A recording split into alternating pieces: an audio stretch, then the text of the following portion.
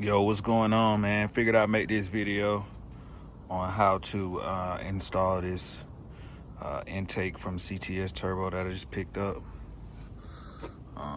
2018 B9 Audi SQ5 here. So we got the inlet hose right here. You got the air filter right there, and you got the heat shield right here. First thing you have to do, if you guys don't already know, is take this piece off here. Piece sits here on top of this cover. Essentially what you do is just press this button in and pull it out. It comes straight up. Next thing you got to do is remove this cover. As you see, I've already done in the previous video. So just remove that out of the way. All right, then you need a T20 socket to remove that bolt there and that bolt there, so you can take this cover off here. So with the T20s removed, you can now take this cover out, this inlet out. So remove that. So now we're just left with the stock intake box. Essentially what we're gonna do is pull up on that to take that out. But first, I'm going to get a screwdriver to take out this clamp on both sides. So a flathead screwdriver to take the clamp off.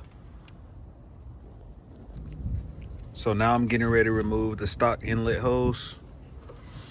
So I'm gonna take this out and then take the stock intake out by pulling it straight up.